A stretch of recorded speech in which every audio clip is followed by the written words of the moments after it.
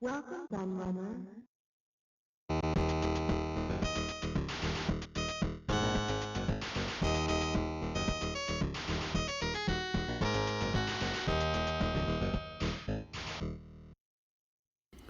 Hello everybody, Kieran aka the Laird here, and I've got a new hardware review for you.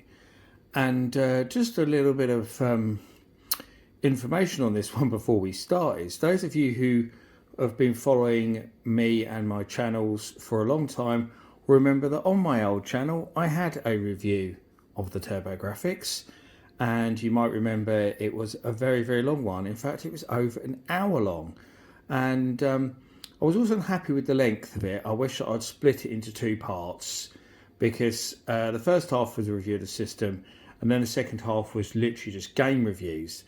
And although the video did very well for me, it was actually amongst my most popular videos. I always thought it would have done better if it hadn't have been for that length, and I did always have a plan to kind of do a short version of it later on, and never got round to it. And obviously then my old channel got taken down by copyright trolls.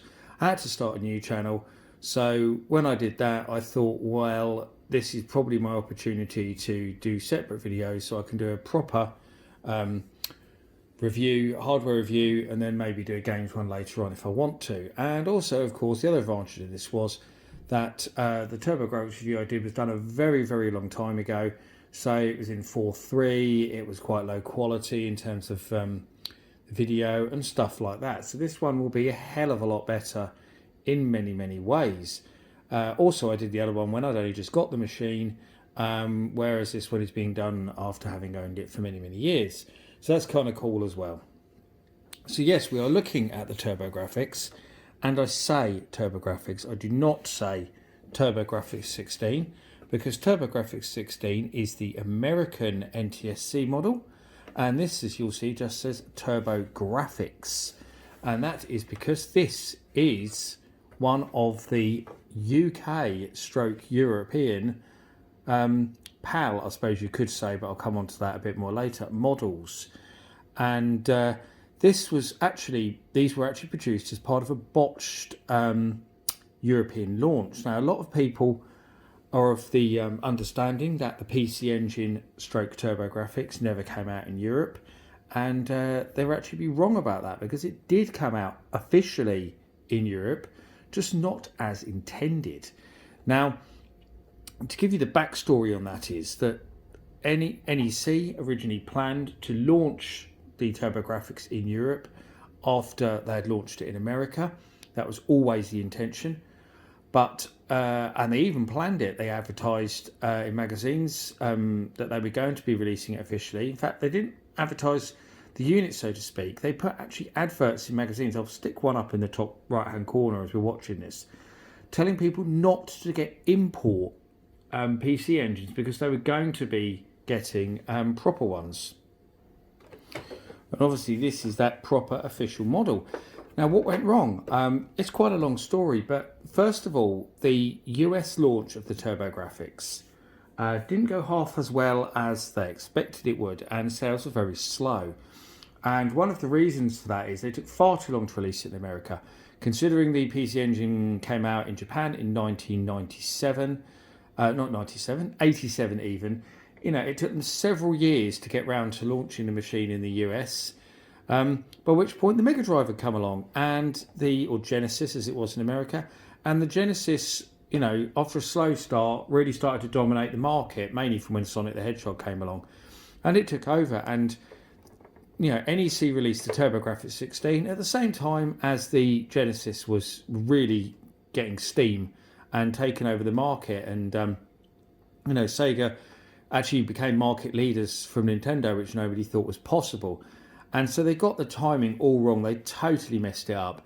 Not to mention that the games library that they released was less than stellar. They didn't bring enough of the great titles over from Japan that they could have. They got everything wrong with it, really.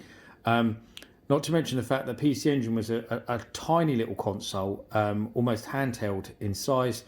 And the TurboGrafx is over twice the size, probably 3 times the size almost, of the PC Engine. And that's because there's an American phrase, bigger is better. And they thought and their market research told them that they'd want a bigger console.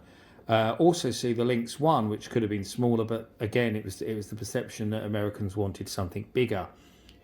And that means if you actually open up this case, mostly it's empty because it has pretty much the same board, obviously, inside as the PC Engine. So, yeah, it was a strange decision. I did quite like the name, though, because PC Engine wouldn't have made much sense. TurboGrafx was a pretty good name.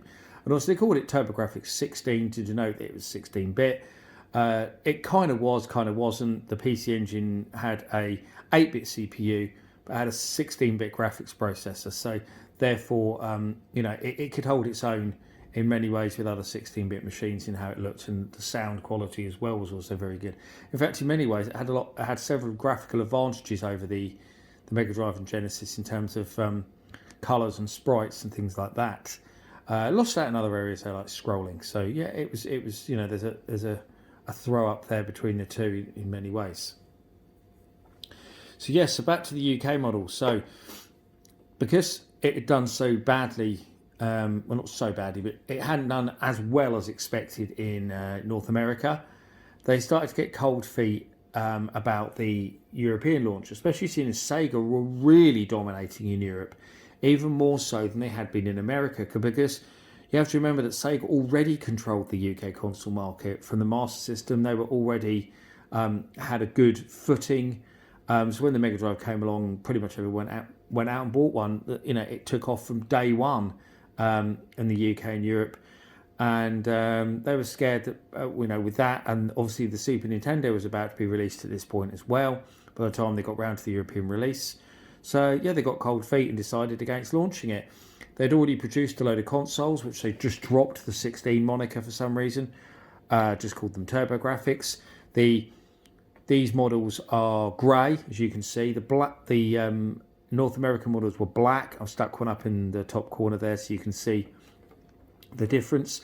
The case is identical apart from that. The only real difference is dropping the 16 and it being grey instead of black. But rather than sort of throw them in the bin, so to speak, what they did was they sold all the games that they had produced, which had multi-language boxes. That's how you can tell the European games. And the consoles, and they sold them to a couple of distributors, one in Germany, I believe. I can't remember the name of the distributor now. It escapes me.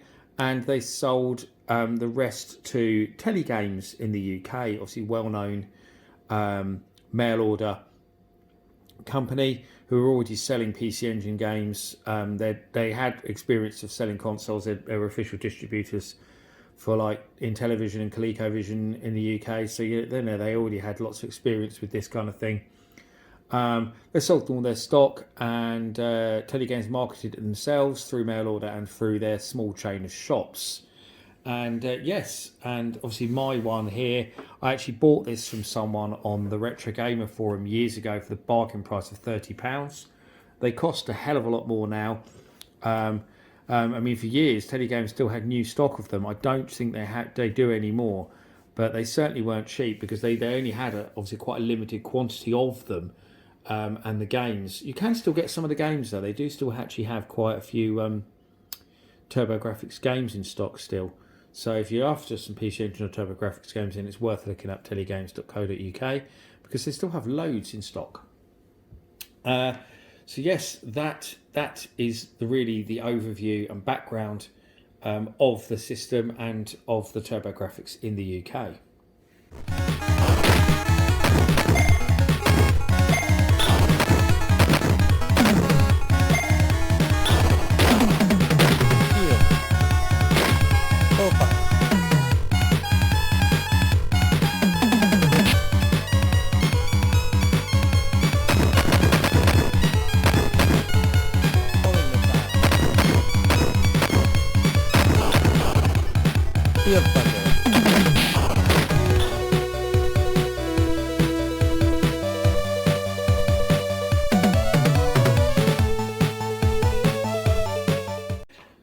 So let's have a look at the controllers, because a lot of the TurboGrafx name, came from the controller. So here we have a European or UK, if you want, controller. It's grey to match the console, as you can see, and it's called the Turbo Pad. Obviously, the turbo thing was because they had these turbo settings. So basically, you had normal, turbo, and auto fire. Or I think on some games that might just be fast turbo, but it's basically standard, normal, or standard, turbo, auto fire. You only have 2 buttons, like the NES pad, because obviously you have to remember that when the PC Engine came out, it was released as a competitor to the NES. That's the machine it was trying to compete with. So similar joypad, 8-way joypad. You got your select and start. So very, very well, select and run they call it here. But obviously you see it's very similarly designed to the NES/Famicom controller. And actually, I do have a second controller, and my second controller is a black one. So you can see the difference. This is the American black controller. I actually got that controller from America. So there is some slight differences there in terms of the design as well. The logo's different. These decals are different on the buttons as well. So yeah, so you can see a black one. One of the key problems with the TurboGrafx was, which no one could understand, it was the problem with the PC Engine, and it should have been fixed for the TurboGrafx releases. And it has one controller port. That is the controller port on the front, very non-standard, like DIN pin style controller port. So the problem was that if you wanted to play 2-player games, and who doesn't, multiplayer is a big thing with consoles, you had to buy one of these. A Turbo Tap. This is an American one. There is no grey European version that I know of. I've never seen one. I think I bought this from America. I could be wrong though. So you had to plug that into your controller port, and then you could plug up to 5, strangely, controllers into that. Essential for games like Bomberman, of course. I mean, there's a really good version of Bomberman on the PC Engine TurboGrafx, and that has a single player mode. It's all about the multiplayer. There's some other good multiplayer games as well, but I think the first one that always comes to mind is Bomberman. So yeah, obviously one-on-one fighting games as well. That's Street Fighter 2 and stuff like that, which I'll come on to as well. So yes, you needed that to plug your controllers into, and as I said, the case is half empty, almost more than that. So really, they could have built one of these into the case, surely, and we would have had more controller ports from day one. I think it would have actually been quite cool if they'd launched it maybe with 4 controller ports, a bit like the old Atari 5200 back in the day. It would have given it a point of difference, I think, over the Mega Drive in terms of being a real good machine for multiplayer gaming. And let's have a bit more look at the console. Actually, I'll mention while I'm on controllers, there is actually like an arcade stick you can get for the TurboGrafx as well. I don't have one. I'm not sure why I've never picked one up, but you can get that. I'll stick that up in the top corner so you can see it. And I said about Street Fighter 2, Capcom released their own 6-button fighter stick, so to speak, for Street Fighter 2, only with 6 buttons. They're quite hard to get hold of those, so good luck finding one of those. I don't think they're easy to find. But yes, let's have a look at the actual console. So we had a look. That's your HuCard slot on the front. We'll look at HuCards in a little while. On-off switch, obviously. What's annoying about this is that shows a red mark there, and you can see a red dot, I'm sure, on the top there. That's not a power light. It's just a red dot. So you don't actually know that it's on, because there's nothing, so if you're having struggle getting the console working, you want to know if it is actually working. There isn't actually a power light, so you don't know. Why there's not a power light, I just find that insane. Another really stupid decision with the design of the system actually there. On this side, we have AV out. You'll see it's not an RF socket, like you'd probably expect with it being a power model. I think this is actually the same socket that the American ones had. If you wanted to tune it into RF, standard way, you actually had to plug an adapter, which you could buy, into this socket, and then you could plug an RF lead into that.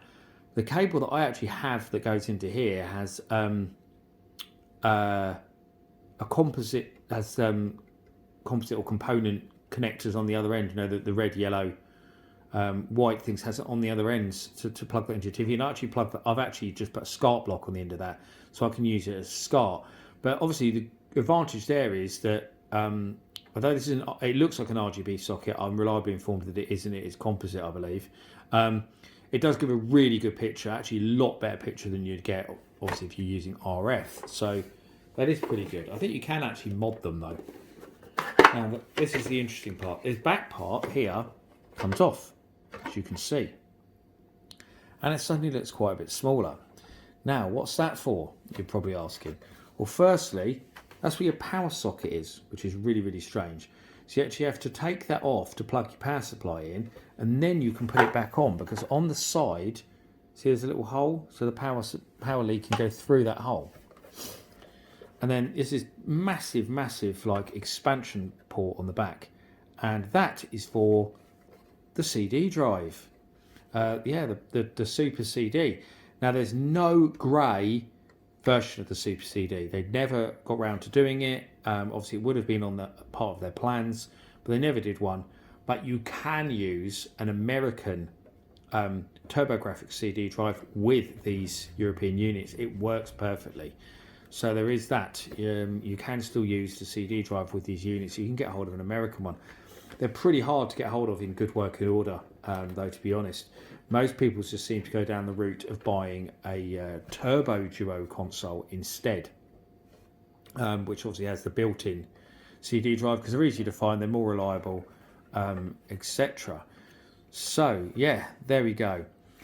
That's that. So I'll put that back on. Actually, I'll just show you the back. So I think actually, it says there, expansion bus is what it says there. I think there was another kit you could plug into this thing as well that had like audio connectors and stuff on it as well. Turbo kit, I think it might be called. You could plug into there, but I believe if that was plugged in, you couldn't use the CD drive. So a bit of a strange decision there. So apparently it's made in Taiwan, but you can see obviously it says DC, 10 volt, etc. So it was, you can see it was very much designed for the European market.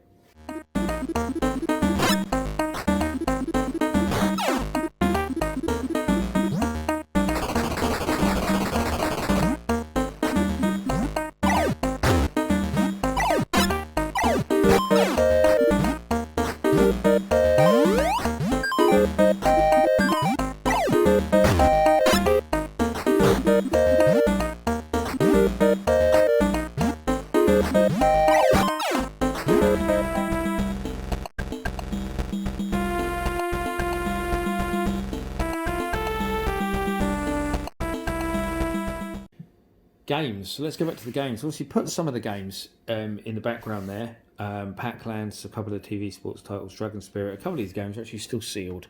I've got some sealed games and I've got some loose ones. It is worth mentioning you can actually get a Turbo EverDrive for the TurboGrafx if you want to, because the games are very, very expensive to pick up. Specifically the TurboGrafx games. The PC Engine games aren't quite so bad. Actually, you can get an adapter to plug into there as well, so you can use PC Engine games with the TurboGrafx. But those adapters are quite expensive. You maybe, if you want to use real games, that's one option. Or there is, a Turbo EverDrive you can get, which obviously you can just fill an SD card with ROMs and away you go. But obviously, if you're a proper collector like me, I've never picked up a Turbo EverDrive. I've always been more of a proper collector. I prefer to pick up the real games, and I have quite a few of them. But as I say, you can see some there in the background, and they came in these cardboard boxes, so you can see. I'll just grab this one actually off the end. So they come in cardboard boxes. This is an American box, you can tell because it's all just English language on the back. I don't know if any of these are European games. Let me have a look. Oh, actually that one's Canadian, funnily enough. This is Canada, but apparently a lot of the European games were also Canadian games, because obviously one of the places they planned to release it was France. They already had French language on the Canadian games. So you do actually find a lot of the Canadian ones, but there are some that are European. They have German on them as well, I believe. But no, that's another American one, so not that one. But yeah, inside that box you'll have an instruction manual, and then you'll have like a normal CD jewel case, like this. I mean, pretty standard style. But there isn't just a generic jewel case, which I'll show you, because when you open it, you'll see it has a special clip to hold the HuCards in, and obviously a space for a HuCard rather than a CD. And then here, that is actually your instruction manual booklet, like that, which is also your case cover. You do actually see a lot of the games online are missing the boxes, and they're just these dual cases. That's quite common, that people have lost the original cardboard outers. And then our HuCard here comes in a lovely plastic sleeve, so another layer of protection again. And yeah, I love these HuCards. I think they're great. I mean, look how thin that is. Brilliant. I always liked cards. I mean, I had a Lynx, as many will know, and I love the fact that Lynx games came on these thin little cards, and these are pretty similar. These HuCards, just, you know, they just slot in the front, nice and easy. Brilliant. Lovely little things. Some of the boxes actually have got other stuff in them. Usually they have a little bit of polystyrene in the bottom to hold the jewel case in place. But this one's actually got a leaflet in it as well. As I said about Bomberman, so you go, there's an advert for Bomberman there. Aero Blasters. Okay, it's going about multiplayer games. So actually there, that's what I was talking about. It's on there. Turbo Booster Plus provides memory for saving selected games. So that was cool. I didn't know about that. Direct video and audio outputs. Actually lists some of the games there that you can save on. And then that shows you with the CD player as well, which you can put on, and list some of the CD games, which actually includes the original Street Fighter, which is called Fighting Street for some reason on the PC Engine. It's the only console that got a port of the original Street Fighter, not Street Fighter 2. Was the PC Engine. Why it comes on CD, I'm not exactly sure. It doesn't really need to. But yeah, it's there as Fighting Street, so that's an interesting curio. Although it's not really worth playing because, you know, the original Street Fighter is actually a pretty crap game, as many will know. But still interesting nonetheless. So that's the games.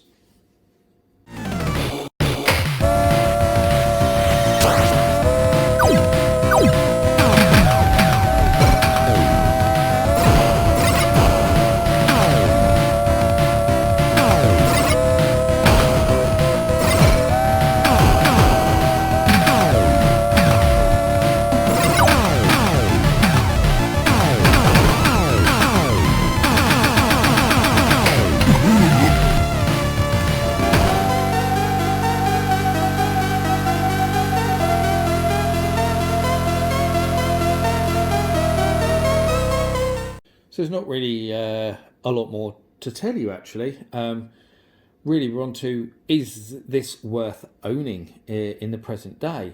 And to me, it's an unequivocal yes. It's one of my favourite systems, easily one of my top 10 favourite systems. The question is, should you go and buy a PC Engine? Should you go and buy a TurboGrafx? Or even now, there's of course a PC Engine Mini and a TurboGrafx Mini, which came out fairly recently thanks to Konami, because as everyone knows, Konami purchased Hudson Soft some years ago, and it was actually Hudson Soft who designed the PC Engine for NEC and still held all the rights to it. So therefore Konami inherited the PC Engine by default, and yeah, they released a mini version, which actually, the funny thing about a PC Engine Mini is that it's actually not much smaller than the real PC Engine, so the mini thing is kind of a bit superfluous when it comes to the PC Engine, which is quite funny. But yeah, I'm not sure if anyone has hacked the PC Engine Mini yet. I've not seen online that they have, but I'm sure someone will hack it, so you can just put every PC Engine game on it. It's only a matter of time. But I think you can't go wrong with the original hardware. The PC Engine, obviously, if you buy the Japanese PC Engine, you have a lot more games to play, because so many more games came out in Japan. A lot of the best games only came out in Japan. They're also a lot smaller. You know, there's no problem in getting them working with modern TVs and stuff these days, thanks to AV mods and such like.